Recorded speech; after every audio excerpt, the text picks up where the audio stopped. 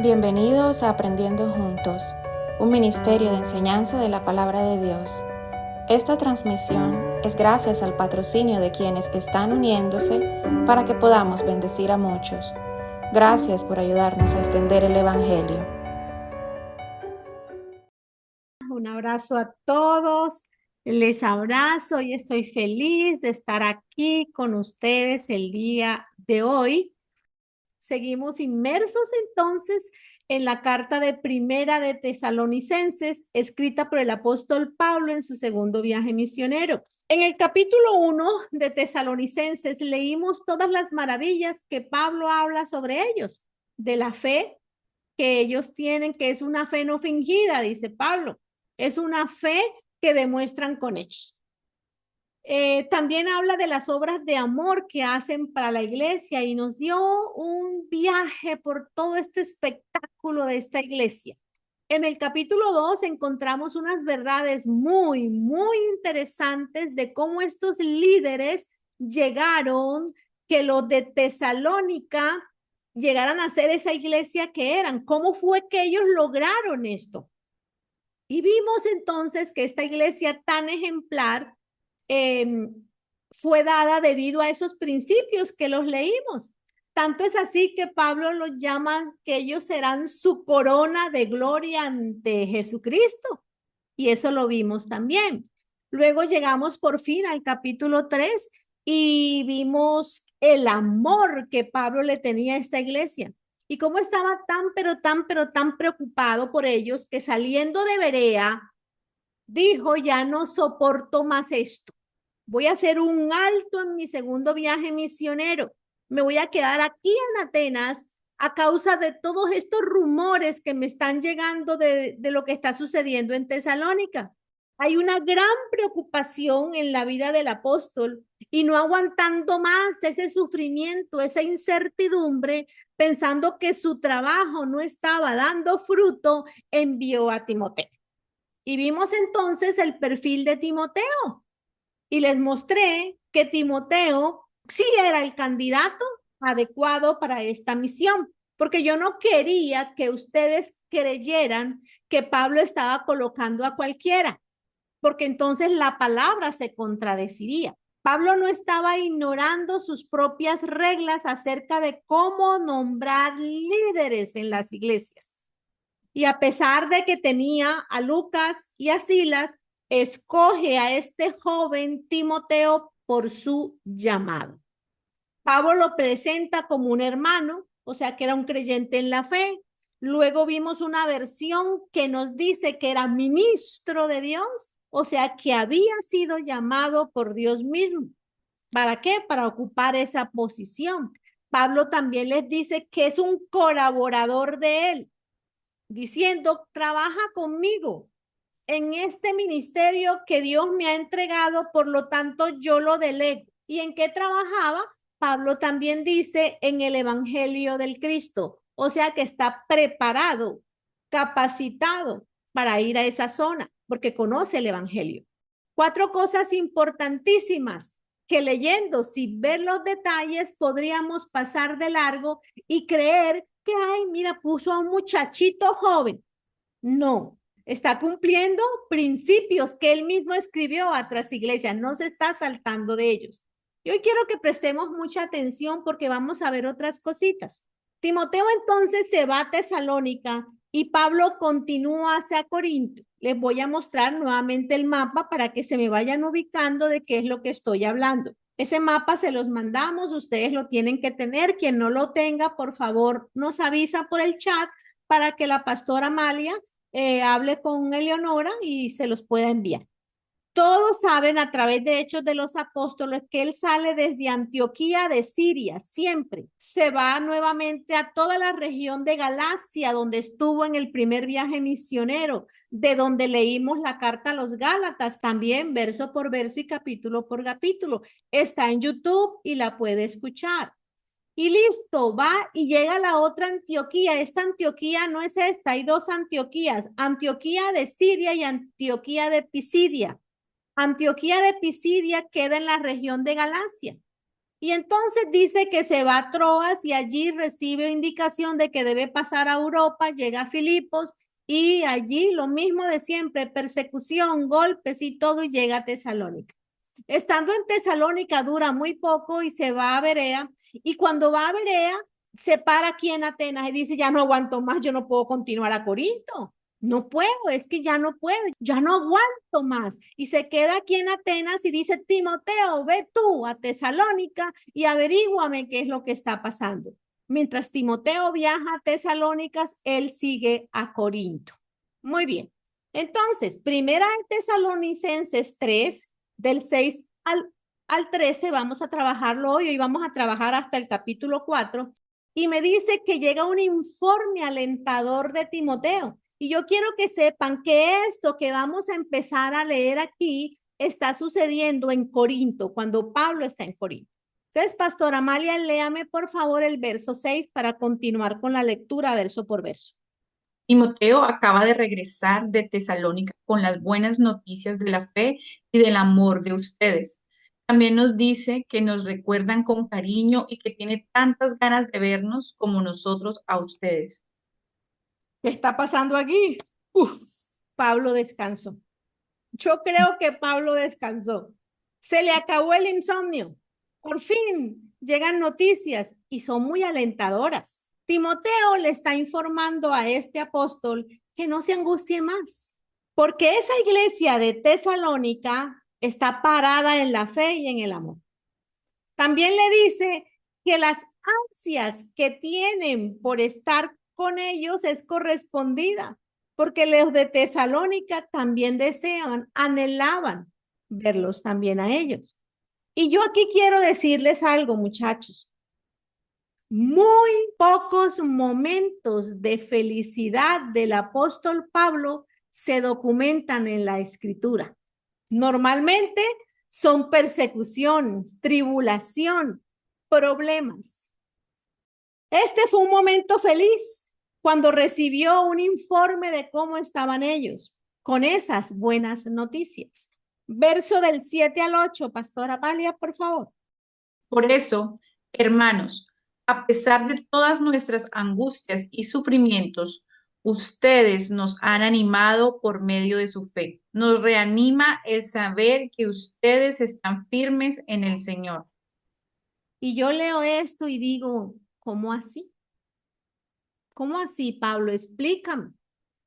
Tú me estás diciendo que llegaste a Corintios, una ciudad cosmopolita, inmensa, estratégica para crear una iglesia donde hiciste los primeros contactos con Aquila y con Priscila, que después estos dos se convertirían en los dos mejores maestros bíblicos que has tenido, que prestaban hasta su casa, tanto en Corintios como en Roma. Todo esto me lo dice el libro de los Hechos, convirtiendo sus casas en aulas de clase donde se exponía la más elevada enseñanza de la palabra, donde se entregaba el precioso depósito de la verdad del evangelio a otros hermanos fieles, quienes a su vez podían, después que aprendieran todo esto, enseñar a otros. Y tú me estás diciendo que te hace más feliz saber de los de Tesalónica que esto que estás logrando ahora. Te hace más feliz recibir noticias de Tesalónica con como estás en Corintios a punto de hacer una explosión con otra iglesia inmensa, porque Tesalónica es pequeña. Pablo va a empezar a abrir mega iglesias, porque los Gálatas, como los leímos, no era una iglesia, era una región, varias iglesias en varias partes. Tesalónica es pequeñita. Y ahora llega Corintios, a esta mega donde va a hacer una explosión, y luego se va para Éfeso, que es otra explosión. Y Pablo me dice a través de las escrituras que eso no es nada para él, pero recibir noticias de los de Tesalonicenses sí. Ustedes están entendiendo, muchachos. Pablo me está diciendo que tus angustias y tus sufrimientos como estar en ese momento de la historia donde el emperador Claudio había decretado expulsión de los judíos de todo el imperio romano, lo que iba a dificultar la extensión del evangelio si tus colaboradores no tuvieran documentación romana. Y tú me estás diciendo que te alegra a ti más eso que la preocupación que te van a sacar a Timoteo, a Silas, a los colaboradores, porque están echando a los judíos del imperio romano. ¿Me están entendiendo? Pero aquí vemos otro principio, muchachos, que se los vengo diciendo hace rato. Gracias a Dios, Pablo no tenía mucha preocupación por este nuevo decreto, porque Pablo tenía nacionalidad romana. ¿Lo recuerdan? Pablo no estaba de ilegal, tenía nacionalidad romana. Muchachos, yo necesito que me presten atención porque esto es importante y sobre todo para los tiempos en que estamos viviendo. Pablo no era un indocumentado andando en otro país predicando el evangelio porque, ay, Dios sabrá qué hacer conmigo. No. Pablo tenía nacionalidad romana. Aquila era judío, lo podían sacar. Pero estaba casado con Priscila, que era romana. Por tal motivo se podía mover por todo el imperio romano libremente, porque estaba haciendo las cosas legal. Timoteo era hijo de judía, o sea que lo podían sacar. Pero Timoteo tenía padre griego, entonces tenía nacionalidad griega, que hacía en esos momentos parte del imperio romano. Por consecuencia, podía moverse libremente sin ningún problema. Lucas no era judío, o sea que para él no era esa ley. ¿Y Silas? Silas sí era judío, de la tribu de Benjamín, como lo era Pablo. Pero la Biblia me dice en Hechos 16:37, no lo vamos a leer, pero por referencia, que al igual que Pablo era ciudadano romano, ni Pablo andaba indocumentado, ni sus colaboradores tampoco. Pablo hizo todo legal, como deberíamos hacerlos todos en las iglesias. Ese cuentecito que traigo misioneros indocumentados porque Dios no sé qué, es mentira. La Biblia me dice todo lo contrario. Si la Biblia dice que una persona que no tiene documentos para estar en Italia es ilegal, ¿será que la Biblia va a apoyar lo ilegal? Por supuesto que no. Somos nosotros los hombres por querer hacer las cosas a nuestra voluntad, a nuestro amaño, que terminamos yéndonos en contra de las mismas escrituras que estamos predicando. Aquí estamos viendo un principio claro y bíblico de que eso de que abro misioneros y vienen aquí y hágale que Dios hay, aleluya, es mentira, es mentira.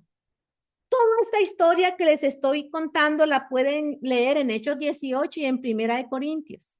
Cuando Pablo llegó a Corintios, él también trabajó, me dice las escrituras, lo mismo hizo en Éfeso. Pero esta vez está trabajando junto a Aquila porque él quería proveer para sus propias necesidades, tanto las de él como su equipo misionero. Y Pablo se empeñó en que no quería recibir apoyo de los corintios. Quizás en esta zona en particular se podía pensar que si usted apoyaba a Pablo y a misioneros, quizás era porque se quería enriquecer a costa de ellos. Pablo no está en contra de que el que predique viva de lo que hace. No está en contra de eso, porque de hecho se lo escribió a los corintios, que el que predique el evangelio viva de él. Pero ya vamos viendo en dos partes donde él no recibió apoyo financiero, ni en Tesalónicas, ni ahora aquí en Corintios. No quiere recibir apoyo de esas dos iglesias, pero Filipenses le está mandando y otras iglesias que después vamos a ver. Él quería cuidarse de que no hablara mal. ¿Por qué? Porque recuerden que para Pablo era muy importante el testimonio. Y todo esto está pasando y Pablo nos está diciendo que algo tan sencillo como saber que los de Tesalónica estaban bien lo animó de esos sufrimientos. De hecho, otra versión dice, he vuelto a vivir cuando supe de ustedes. Ahora sí vivo. O sea, estaba tan angustiado que ahora hemos vuelto a vivir al saber de ustedes. Definitivamente, Tesalónica era la joya de Pablo. Esto es una cosa impresionante el amor que este hombre siente por ellos. Y miren las siguientes palabras, Pastora Amalia, verso 9. ¿Cómo podremos agradecer suficientemente a Dios por ustedes y por la alegría que nos han dado delante de Él? Esta gente recibió el evangelio con tanto gozo, con tanta alegría, con tanta pasión, que no había suficiente manera de que Pablo le agradeciera a Dios por ellos. La vida de los de tesalonicenses cambió. Sus matrimonios cambiaron, sus familias cambiaron y su testimonio cambió toda una región, todo un país. Por eso era la alegría de presentarlos a ellos delante del Señor. Esa era la misión de toda iglesia, que si una iglesia se levanta en un barrio, cambie a sus feligreses primero, para que el testimonio de ellos cambien al barrio donde están, y el barrio cambie al otro barrio y se cambie la ciudad, y de la ciudad pase a otra ciudad hasta que pase a todo un país y, ¿por qué no, al mundo entero? Esa era la idea. Ese es el trabajo del pastorado. No es, ay, predico cualquier cosa el domingo. No, el trabajo es que yo me levanto y todo lo que hago como Pablo es que mi iglesia entienda cómo vivir de acuerdo a los que son de Dios. Muy bien. Verso 10, Pastora Male.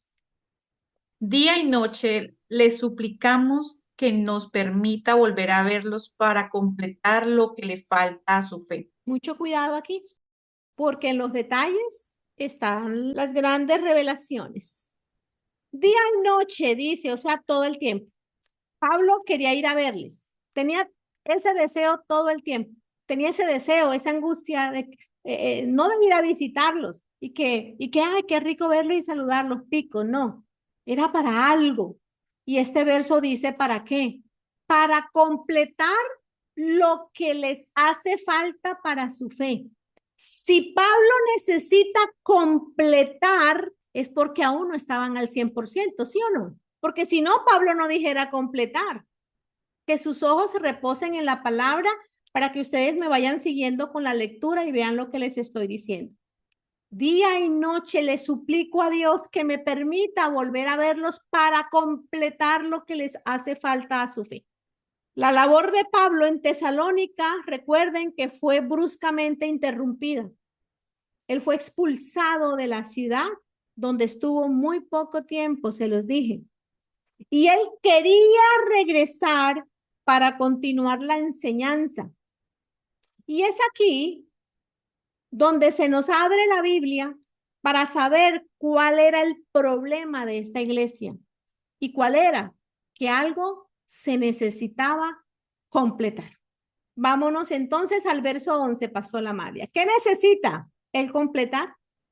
Le rogamos a Dios nuestro Padre y a nuestro Señor Jesús que preparen nuestro camino para poder ir a verlos. Miren la intensidad de las oraciones de Pablo, día y noche, por necesito oro, por una oportunidad de regresar a ver a esta gente y completar lo que les falta a su fe. Verso 12 al 13. Le rogamos al Señor que los haga crecer y que ustedes se amen más unos a otros y a todos, así como nosotros los amamos a ustedes. Le rogamos a Dios que fortalezca sus corazones y que cuando nuestro Señor Jesús venga con todos sus santos, ustedes vivan en santidad y nadie pueda acusarlos de nada delante de nuestro Dios y Padre.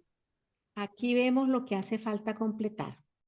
De hecho, otras versiones dicen, le ruego a Dios que los haga crecer y abundar en amor. Si uno no lee con cuidado, puede pensar que es el amor lo que le hace falta completar en la fe de los de Tesalónica. Pero acá dice que se amen más. O sea, que ya se amaban. O sea, que el tema no era el amor. ¿Por qué se lo recalco? Porque cuando escucho a personas, a veces dicen, no, es que en la iglesia les faltaba amor. Estaban inmersos en cosas que no eran. Por eso Pablo escribió lo que va a escribir, falso. porque ya tenemos el contexto de la carta y sabemos que los de Tesalónica vivían no hablando de fe, sino viviendo en la fe. Nos lo dijo el capítulo 1.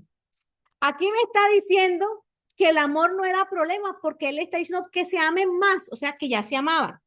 Porque la Biblia aquí dice que se amen más unos a otros. O sea, ustedes en la iglesia que se amen aún más de lo que ya se aman. Y a todos. ¿Quiénes son todos? Los que están allá afuera.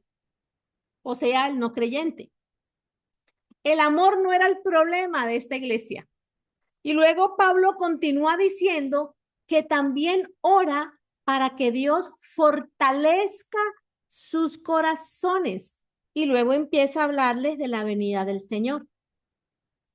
O sea que si hay algo que completar es porque algo no está completo. Y si hay algo que fortalecer es porque hay una debilidad. Y lo que estaba débil, por lo que Pablo estaba urgido por completar, tenía que ver con el conocimiento que ellos tenían acerca del rapto. El problema de esta iglesia no era que vivían en inmoralidad. El problema de esta iglesia no era que no vivían el amor. La situación por la cual Pablo dijo, no, yo tengo que completar esto, cuando llega el informe de Timoteo, es que, quizás algo me entendieron, yo necesito completarles esto acerca de la venida del Señor Jesucristo. O sea, que algo estaban entendiendo los de Tesalónica mal del rapto de la iglesia. Y él también dice que él necesita que sean fortalecidos, o sea, que esa debilidad que tienen sean fortalecidas para que puedan estar irreprochables en la venida del Señor. Un día todos vamos a comparecer ante un tribunal, el tribunal de Cristo. Y Él nos va a juzgar nuestro carácter como creyentes y va a determinar el premio que vamos a recibir en ese tribunal. Ese tribunal no es para condenación, es para premios. Y lo vamos a entender la próxima semana, que ya vamos a entrar al tema álgido que es la venida del Señor. Esta era la preocupación de Pablo. No solo que ellos eran su corona de gloria, sino que ¿qué premios va a recibir esta gente delante de ese tribunal? Y empieza entonces el capítulo 4 a hablarles de cuál es la vida que agrada a Dios, para que ellos vivan así, de acuerdo a cómo deben vivir los que son de Cristo, que ya lo hemos leído en esta misma carta. Aquí la palabra nos enseña el aspecto práctico de cómo los creyentes tendrían que vivir aquí en la tierra a la luz de la venida de Cristo, a la luz de las Escrituras. Y vamos a llegar hoy solamente hasta el verso 12. Y la próxima semana, mis amigos, se abrochan los cinturones porque vamos a entrar al tema por el que se escribió esta carta, que es la venida del Señor, el rapto de la iglesia o la esperanza bendita, como algunos de ustedes la conocen, donde Pablo va a completar lo que les hace falta a los de Tesalónica para su fe y que estoy segura nos va a bendecir también mucho a nosotros. Va a completar algo de este tema del rapto, pero ¿en qué los va a fortalecer? En lo que él les había enseñado anteriormente. O sea, deben ser, algo va a completar, que va a completar una información del rapto que vamos a ver la siguiente semana. Pero los quiere fortalecer. ¿En qué los quiere fortalecer? En unas cosas que ya les había dicho, porque uno fortalece cuando algo no está débil, cuando algo está débil, ¿sí o no? Entonces, ¿qué tenían ellos débiles? Vamos a mirar, o qué creía, en qué Pablo los quería fortalecer. Bueno, entramos a 1 Tesalónica 4 y vamos a leer el verso 1, que es la vida que agrada a Dios. ¿Qué dice Pablo al respecto, Pastora Mali? Ahora, hermanos, les suplicamos en el nombre del Señor Jesús que cada vez que vivan más como le agrada a Dios, así como lo aprendieron de nosotros, en realidad ya lo están haciendo. Muy bien. Lo que va a empezar a hablar es lo que él los va a fortalecer. O sea, ustedes lo saben, ustedes lo entienden, están nutridos, pues yo les quiero fortalecer al respecto. ¿Qué me está diciendo Pablo? Mire, ellos no estaban descarriados, ya estaban viviendo como le agrada a Dios. Pero Pablo les dice, vivan más de la siguiente manera. Eso lo aprendiste de nosotros. O sea, lo que Pablo les va a hablar, lo aprendieron de Pablo y de Silas y de Timoteo. Me indica la palabra entonces que debajo de quién me siento se importa. Debajo de qué pastor me siento se importa. Eso no es que hay iglesia, miren, no sé qué internacional, ahí me meto. No es así que se escoge una iglesia. No es así. Porque debajo de quién me siento se importa. Lo ideal, que lo vimos en el capítulo 2 de esta carta, es que tú quieras imitar a tu pastor porque él se conduce de la manera que agrada a Dios. Si yo tengo al frente pastores que no están dando testimonio, ¿qué hago ahí? Porque Pablo me está diciendo, yo les enseñé esto que les voy a decir, o sea, yo no estoy parado en el púlpito a decirles, vivan decorosamente cuando yo ando indecorosamente. Vivan de acuerdo a esto porque lo aprendieron de nosotros. Y yo sí que me asombro, muchachos, cuando veo cristianos debajo de ciertos liderazgos. Y yo me pregunto, ¿será que los que están en esa iglesia son víctimas? No, no son víctimas. El que estén allí debajo de embaucadores es porque ellos han decidido hacerlo por no dedicarle tiempo a la escritura. Una persona no puede vivir controlada por el pecado y al mismo tiempo ser usada por Dios en cualquier parte del ministerio cristiano. Tal persona está perjudicando la obra que Dios está realizando. No se les olvide. Si usted está debajo, bueno, yo creo que ustedes no, ninguno de los que está aquí es así porque no. O sea, aquellos de allá afuera que uno ve debajo de iglesias de este tipo de líderes, uno dice, no son víctimas. No, señor. Porque la palabra es muy clara y si usted le pide a Dios que le ayude a leerla, Él se lo va a hacer. Porque ¿quién tiene más interés que Dios mismo de que usted salga de ese nido de ratas? Gente que abre iglesias solamente por el dinero. Dios quiere que usted salga de allí. Pero si usted está en eso, no es porque usted está engañado, es porque usted se dejó. Usted es culpable. Muy bien, verso 2, Pastor Amalia. Ustedes saben cuáles son las instrucciones que les dimos de parte del Señor Jesús. Muy bien. Esas instrucciones no fueron de parte de mía, de parte de Pablo. No, él dice, esto que les dijimos a ustedes y que ahora se los voy a reforzar fue una instrucción no mía, sino de parte del Señor Jesús. Y bien interesante esto. Ellos ya sabían las instrucciones. Ya Pablo y sus misioneros les habían dado ciertas instrucciones y mandamientos. ¿Cuáles son esas instrucciones, Pablo, para anotarlas nosotros también? Bueno, verso 3, Pastor Amalia. Anoten, busquen lapicero o tomen un resaltador y resalten la Biblia. ¿Cuáles son? Dios quiere que sean santos, que no cometan inmoralidades sexuales. Fornicarios, infieles, relaciones sexuales prematrimoniales, adulterio, homosexualismo, prostitución, pornografía. ¿Quién les dijo que esto les es lícito hacer? ¿Quién les dijo a ustedes es que porque estábamos en el tiempo de la gracia y el que peca y reza empata? ¿Quién les dijo eso, muchachos? Si estamos en el Nuevo Testamento, en una carta a una iglesia, y el apóstol dice, yo les di estas instrucciones por parte del Señor Jesús, pero los voy a reforzar al respecto. Y los quiero decir que por favor, ustedes que hagan, no cometan inmoralidad sexual. Entonces, este verso va para aquellos ¿Qué creen? Que soy cristiano, pero hago como quiero. Mi vida sexual, mi cuerpo, no es del dominio de Dios, sino mío. Entonces, como estoy en la gracia, ya no importa. Nuevo Testamento, una carta a una iglesia y hay unos mandamientos.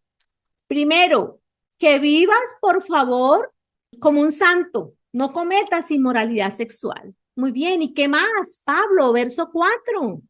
Que cada uno aprenda a controlar su propio cuerpo de una manera santa y respetuosa. ¿Eso qué me dice? Una vida disoluta, licenciosa de cristianos trae desprestigio al evangelio. Y los tesalonicenses y todo creyente sí que se tiene que cuidar de esto. ¿Lo lograron los tesalonicenses? Claro que sí. Nos lo dijo en el capítulo 1 cuando le dio todas estas flores, que su fama se extendió por todo Macedonia y por todo Acaya, porque eran ejemplo de una fe sincera al vivir como lo predicaban. Esta debería ser la práctica, mis amigos, de cada uno de nosotros. Pónganle, por favor, resaltador. Muy bien, Pastora Amalia, ¿qué otra indicación hay? Verso 5. Que no se dejen llevar por los malos deseos, como hacen los paganos que no conocen a Dios. Oh, sí, es normal que el que no es de Cristo se junte con la novia a vivir con ella. Es normal. Pero que un cristiano conocedor de la Biblia, conocedor de la Escritura, entendiendo lo que está entendiendo, debajo de ministerios que le enseñen, debajo de ministerios que lo exhortan, debajo de ministerios que lo acompañan, que lo abrazan, sí, que lo ayudan a seguir adelante, pero que lo exhortan a vivir de esta manera. No, mi amor, no. Si usted está viviendo así, es porque usted no es de Dios, sino es de usted mismo. Usted se quiere complacer a sí mismo. Recuerden que el sexo era una religión entre los griegos. Estamos hablando de una carta escrita a una zona griega. Alrededor de esta iglesia se encontraban paganos griegos que combinaban el sexo con la religión. Y Pablo les está diciendo a los de tesalonicenses que ellos tenían que vivir una vida que honrara el evangelio y no como los paganos que no conocen a Dios. Porque hoy en día los cristianos viven igual que los que no conocen a Dios. Bueno, yo quiero creer que porque te falta enseñanza. Gloria a Dios que estás debajo de ministerios en tu iglesia que te están enseñando la palabra de Dios de esta manera, por la cual tú puedes decir, Dios, yo estoy equivocada, yo no cuestiono tus mandamientos, sino mi forma de vivir. No, yo me ajusto a lo que tú dices y empiezo a vivir de acuerdo a tu palabra para hacer testimonio entonces en mi casa, en mi familia, a mi alrededor, en la nación en donde vivo, de que soy un verdadero hijo de Dios y que vivo de acuerdo a como tú lo dices que vivamos.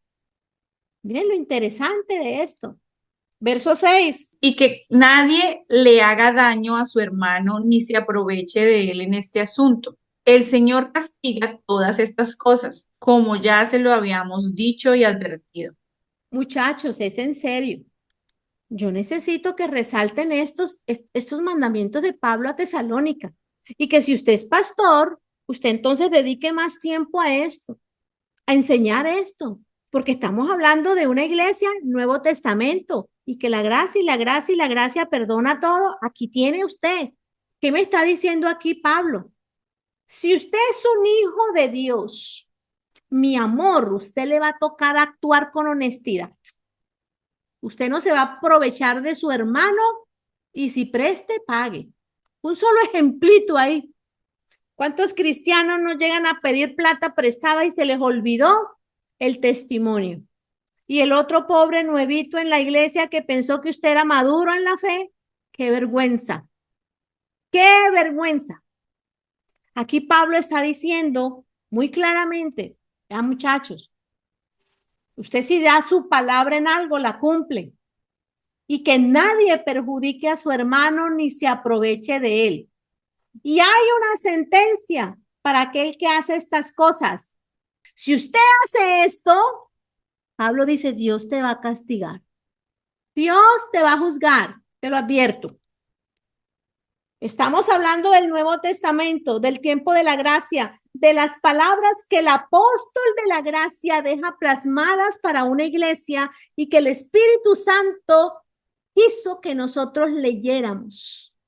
Y dice que Dios castigará a aquellos que engañan a un hermano en la fe. Así que para aquellos que andan de deshonestos, les dejo este mensajito, que el Señor es el que va a actuar y los va a juzgar. Es lo que dice la palabra. Muy bien, verso 7. Dios no nos ha llamado a vivir de manera impura, sino santa. Un hijo de Dios no puede continuar en el pecado. Recordemos la parábola del hijo pródigo. Él pudo estar en la posilga con los cerdos una vez, pero no se quedó viviendo allí. La palabra dice que él entró en sí, se arrepintió. ¿Y qué sucedió? Salió. De igual manera, usted y yo, mis amigos, usted que me está oyendo hoy y está viviendo contrario a lo que él dice la palabra aquí, por favor, enderece lo torcido y ajústese a la palabra. Verso 8, Pastora Amalia. Por eso, el que rechaza estas instrucciones no rechaza a un hombre, sino a Dios, que les ha dado a ustedes su Espíritu Santo. Muy bien. Un hijo de Dios que es habitado por el Espíritu Santo no puede ni debe darse licencia para continuar viviendo en el pecado.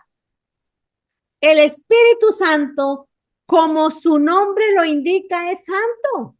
Si usted sigue viviendo así, a pesar de escuchar esta enseñanza el día de hoy, no me está rechazando a mí, sino a Dios mismo. Recuerden que algo que hizo a esta iglesia ser tan ejemplar es que ellos no recibían lo que se les enseñaba como palabra de Pablo, sino como palabra de Dios. Y a eso los invito a que ustedes esta tarde lo hagan, que reciban esta enseñanza no como palabra de aprendiendo juntos o de la pastora Suana, no, como ideas mías, no, la reciban como palabra de Dios, la hagan y la apliquen en su vida. Siguiente verso, Pastora María, pero me lo va a leer del 9 al 10 seguido. Del 9 al 11, perdón, seguido. Con respecto al amor entre los hermanos, no hace falta que les escriba, porque Dios mismo les ha enseñado a amarse unos a otros. Ustedes aman a todos los hermanos que viven en Macedonia. Eso es cierto. Sin embargo, les animamos a que se amen todavía más, a que traten de vivir en paz con todos. O sea, miren el peligro de leer solamente un verso, porque aquí me está diciendo claramente la palabra que el tema del amor no era el problema de esta iglesia, que a pesar de que Pablo está escribiendo estos mandamientos, no quiere decir que esta iglesia estaba en inmoralidad sexual o que vivían perdidamente estafando y haciéndose daño unos con otros, mintiéndole al hermano, haciendo negocios torcidos para engañar a una persona inocente, etcétera, etcétera. ¿Sí lo ven? Pablo les dice que ellos se aman. Dios ha puesto en ellos y en todo el que se dispone a amarse unos con otros, independientemente de sus caracteres y sus temperamentos. Tema bien álgido aquí, porque mucha gente dice, ay, es que aquí habemos enfermos, en la iglesia venimos enfermos.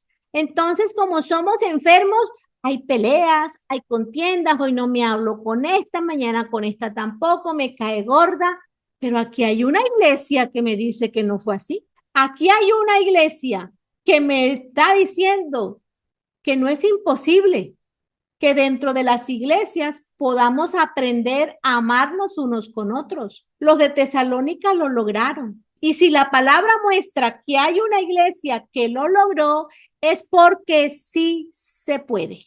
Pero el texto nos dice claro, Dios mismo se los enseñó. Usted en sus fuerzas no lo puede hacer. Es que en la iglesia no estamos llamados a ser amigos. ¿Quién les dijo eso? Pero la iglesia sí nos llama a que nos aceptemos unos a otros y nos amemos dentro de la iglesia y fuera de ella. Y en esa iglesia reinó el amor unos con otros y aún con los de afuera. Los Gálatas no lo lograron, lo leímos cuando vimos la carta. Ellos andaban en contienda, los de Corintios ni se diga. Cuando leamos esa carta van a darse cuenta que qué iglesia más carnal. Pero esta gente sí lo hizo. Y Pablo los anima a que se amen aún más. O sea, que ningún amor es suficiente. ¿Sí me están entendiendo? Ningún amor es suficiente. Qué cosas tan preciosas aprendemos de la palabra. Verso 11, Pastora Amalia. A que traten de vivir en paz con todos, a que se ocupen de sus propios asuntos y trabajen con sus propias manos, como se los hemos ordenado desde antes. Qué principios tan preciosos nos está dejando Pablo. Vivir en paz con todos, no metiéndonos en la vida de los demás, sino ocupados en nuestros propios asuntos. Cada uno debe atender a sus propias responsabilidades en vez de andar hurgando la vida y las acciones de los demás. No te fijes en lo que hace tu hermano. Mírate tus pecados y enderezalo. Eres tú, eres a ti a quien te tienes que mirar, no al otro. Y ahora dice, preocúpate por ti mismo. Endereza tus pecados, no mires a tu hermano. Y termina con un consejo espectacular que dice, trabajando con tus propias manos, que más que un consejo es una orden del apóstol, porque dice, yo lo he ordenado. Todo creyente fue enviado a esta tierra con dones y talentos para ponerlos en acción y obtener de ahí su sustento. Tus manos deben estar en algún tipo de actividad por medio de la cual Dios va a utilizar para poderte bendecir. Que Él dice que se ocupen de sus propios asuntos y trabajen con sus propias manos como le hemos ordenado. Y Él sabía que desde el antes de la gracia había una ley que todavía impera para nosotros hoy. Está en Deuteronomio 28, del 12 al 15, por allí búsquenlo.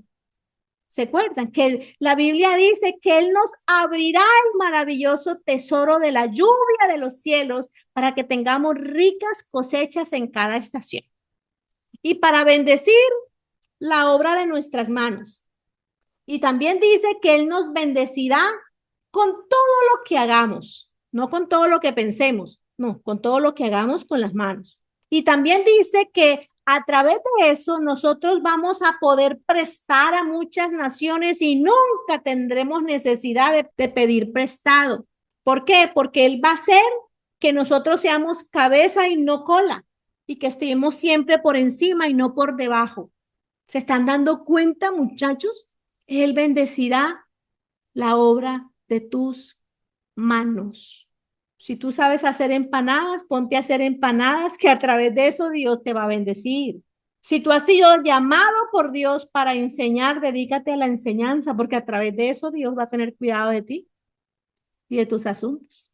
Si tú has sido llamado por Dios para ser pastor, dedícate al pastorado. ¿Por qué? Porque Dios te va a bendecir. Si tú has sido llamado por Dios para ser enfermera, pues dedícate a ser enfermera porque a través de ese trabajo Dios te va a bendecir. Si tú tienes un talento que es de cocinar delicioso, pues bueno, a través de ese talento Dios te va a bendecir si te pones a trabajar con tus manos. ¿Me están entendiendo, muchachos? Dios bendecirá toda obra de tus manos. Él bendice a través de tu trabajo. Verso 12 y acabamos. Si viven de ese modo, se ganarán el respeto de los que no son creyentes y no tendrán que depender de nadie. Me encanta. Si vives así, si vives honradamente con una conducta que todos los cristianos deberíamos adoptar, ¿qué va a pasar?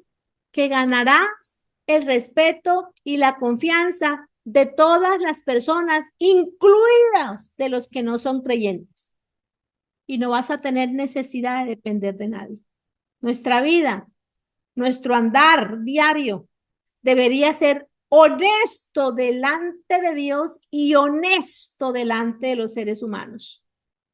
Todos nuestros tratos con los demás, incluidos con aquellos que no son creyentes, tendrían que ser escrupulosamente mirados con lupa para que sean honestos y transparentes. Si así lo hacemos, muchos que no son creyentes querrán conocer al Dios al que representamos. Y si así no lo hacemos, muchos inconversos no vendrán a salvación y Dios nos juzgará por ello. Termina el estudio el día de hoy y Dios mío bendito, a enderezar lo torcido, muchachos, porque la iglesia está bien mal. Estamos bien mal, viviendo como si es que cristianos, pero viviendo como los que no lo son. Esperamos que hayas sido bendecido con esta enseñanza y te invitamos a que te suscribas. Bendiciones.